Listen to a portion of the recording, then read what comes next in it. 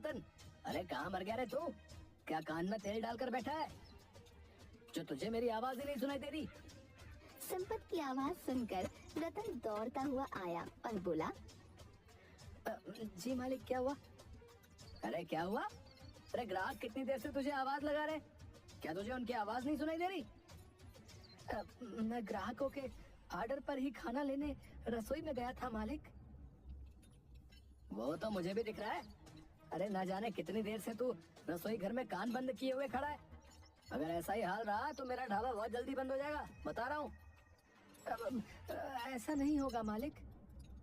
हाँ हाँ, अब ज्यादा बातें बनाने की जरूरत नहीं है, जा जल्दी काम पर लग जा, चल जा। संपत की बात सुनकर रतन अपने काम में मेहनत से जुट गया। शाम को रतन अपने घर चला गया।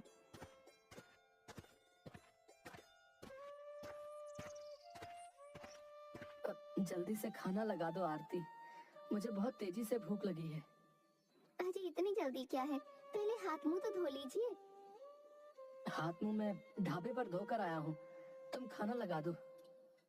रतन के कहने पर आरती ने रतन को खाना लगा कर दिया। रतन खाना खाने लगा। आप तो ढाबे पर काम करते हैं और कभी कभी ढाबे का मालिक आपसे देर रात तक काम करवाता है। क्या भूख लगने पर वो आपको 2 रोटी नहीं खिला सकता? तुम नहीं जानती आरती, ढाबे का मालिक संपत बहुत ही कंजूस स्वभाव का है। अच्छा सुनो, कल मुझे ढाबे पर जल्दी जाना है। क्यों, कल ऐसा क्या है? संपत जी कल मुझे शहर में किसी काम से भेजने वाले हैं। आखिर वो आपको ही काम से शहर क्यों भेजते हैं? वो खुद क्यों नहीं चले जाते? मैं उनके ढाबे पर काम करता हूँ आरती, इसलिए मुझे उनका कहना मानना ही पड़ेगा। वैसे किस काम से भेज रहे हैं वो आपको? ये तो उन्होंने अभी तक मुझे नहीं बताया। ठीक है, लेकिन आप उस कबाड़ ट्रक में मत जाइएगा। पिछली बार जब आप उस ट्रक से गए थे तो दिन भर मेरा दिल बेचैन रहा था। आरती की बात सुनकर रतन मुस्कुरा दिया। अगले दिन रतन ढाबे पर चला गया।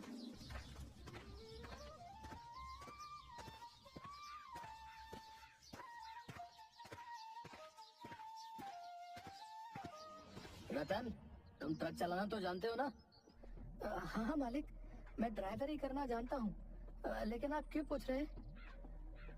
तुम्हें जो है इस ट्रक को शहर पहुंचाना है। लेकिन मालिक, ट्रक ड्राइवर कहाँ है? क्या आप मुझे इसलिए शहर भेज रहे हैं?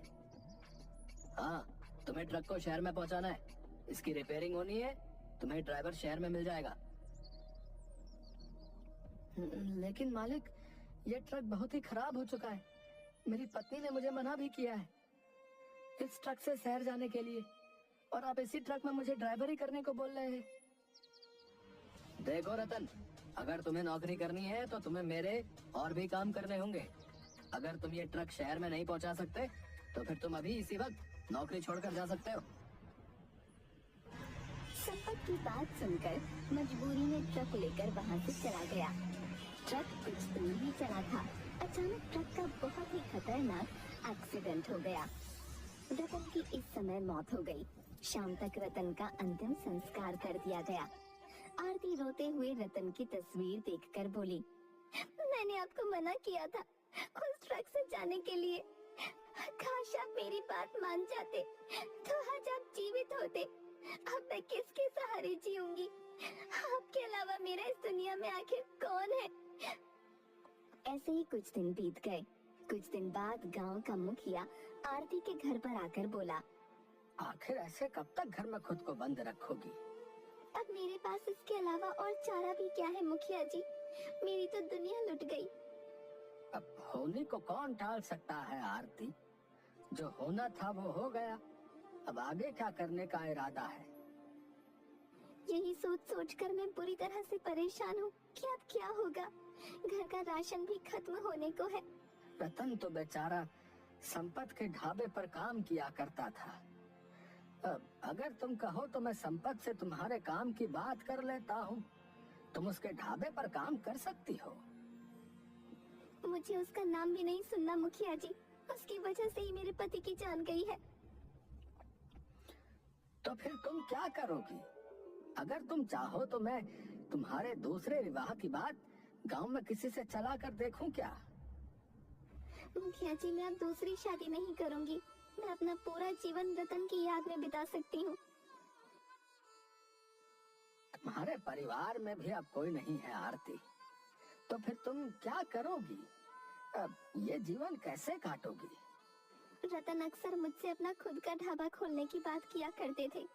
मैं उनके सपने को पूरा करूंगी। आरती, ढाबा खोलने के लिए धन की आवश्यकता होती है। आप तो गांव के मुखिया हैं, क्या आप मेरी मदद नहीं कर सकते? मुखिया आरती की बात सुनकर गहरी सोच